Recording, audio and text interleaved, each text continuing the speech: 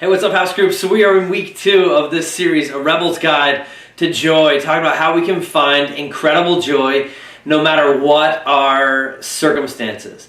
I think for me, it's easy to read the Bible and read about Paul and just read his response to all the garbage that he went through, all the difficulty that he went through in his life, and say, man, I wish I was more like that. I wish that's how I responded when things don't go right for me. I wish that I had that kind of incredible joy just bubbling out of me everywhere I go, every day of my life, no matter what the situation. And I think a lot of us do that. Like, we read about that and we want that, and we'd like to respond like Paul does to the situations and the trials in our lives until we learn what it costs. Like, right up to the part where Paul says, hey, you know why I'm like this? Surrender. Like, complete and total surrender to Jesus. I don't know if you guys are anything like me, but the word surrender has such a negative connotation in my mind. As a history nerd, I think back over these great speeches, Churchill's, we shall never surrender, we shall fight them on the land and on the beaches and everywhere on our island, we shall never surrender. And, Kennedy's famous speech, the path of freedom is a difficult one, but the one path Americans have never chosen is the path of surrender. And it's just this thing that we're not supposed to do because it's not courageous to surrender, right? It's not self-reliant to surrender, and so we don't want to do it, but the Bible paints this entirely different picture, this countercultural one where surrender is actually the most courageous thing we can do, to just surrender everything. But it's hard for me to do in my life, to surrender everything to God, to trust Him completely with my future and stop trusting me, because I'm selfish, and there's something inside of me that wants to believe I can do a better job running my life than Jesus can, and that I know better than He does what the future really needs. And I think it's true for all of us. It's hard. It's a hard task to think about surrendering everything and chasing God with all that we've got, with all that we are, living for Him and His purpose and His mission in the world, living to honor Him and to share Him with the people around us, instead of living for all that stuff that we live for right now.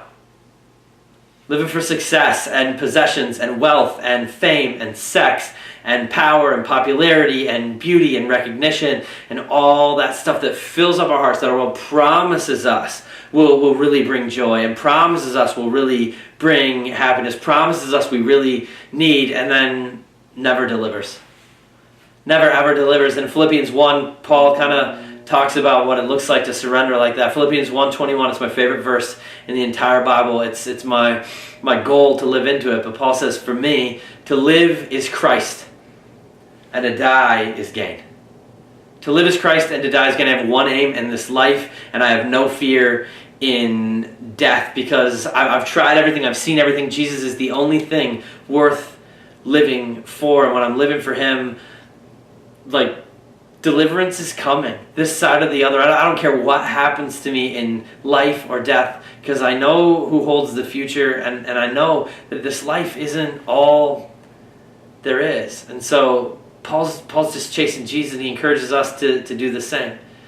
And really the key to living with rebel joy in every situation, we're never getting out of this broken world. I don't care how much money you get, how much fame or sex or power or whatever it is you're seeking, you will never ever be fulfilled. You'll never ever have that kind of joy outside of completely surrendering yourself to the purpose of Jesus. That's what Paul's telling us in Philippians chapter 1. It reminds me of a story of a guy named Oscar Murillo. He's one of my heroes. He was in med school. Right? He spent his entire life aiming towards being a doctor. He was in med school. He visited India, and he was praying, and God told him, you're not going to be a doctor. You're almost done with med school. He had 6 months left before he was going to get his medical license and graduate. God said, no, you're not going to be a doctor. I want you to go back to Kenya. You're going to Nairobi. You're going to plant a church in Nairobi, and I want you to die in Nairobi. And Oscar didn't even know what that meant. He didn't know when he was going to die in Nairobi, whether he was just going to go back there and die, and he did not want to be a church planter. So he just told God, no, I've been aiming my whole life towards being a doctor. I got 6 months left. Forget it. And then someone asked him the question, Oscar, is what you're living for worth Jesus dying for? And Oscar says it changed the game for him, because he started to think Not just about med school, because med school is not bad in and of itself. It's a really good thing. But he said, man, is what I really want out of this, is the reason that I'm doing this, is my aim in life, is what I'm living for worth Jesus dying for? What about you?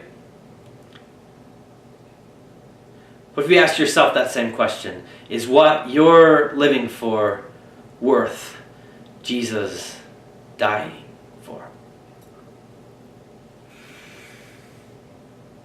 Life's short. It's fleeting, and none of us has as much time left as we think they do. But I'll tell you what, for me, the goal of my life, my aim and my purpose is to live for something that's worth Jesus dying for. But it's not easy. It's just so easy. I'm so frustrated with myself so frequently because it's so easy to just get distracted. To get distracted by all this other stuff out there that's tugging at your heart, tugging at your life, tugging at your time, saying, oh, this will bring you happiness. This is what you really want. You need this, you need this, you need this, you need this car, you need this amount of recognition, you need this. And it's so easy to get distracted, but only when we're aiming in the right place can we get what we want. It's a story about the Milwaukee Braves playing the New York Yankees in the World Series, and Yogi Berra was catching, and Yogi was a loudmouth. Just never, ever shut up. Talked to everybody, talked incessantly, thought it was funny, tried to annoy people, and Hank Aaron came up to the plate.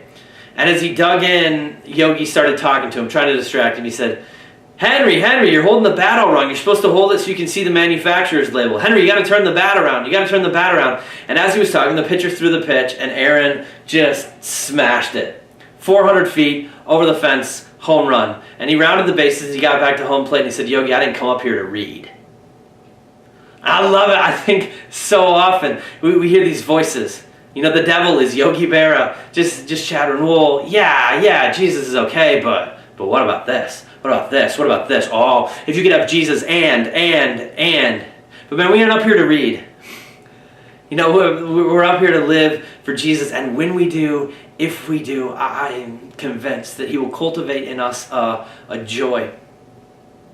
Despite whatever circumstances that we face, just a joy that overflows, and a meaning and a purpose. And he will work in and through us to make a difference in our world, as our joy is just contagious to all the broken, hurting people around us, longing and looking for something like that. For me, to live is Christ and to die is gain. What if we lived that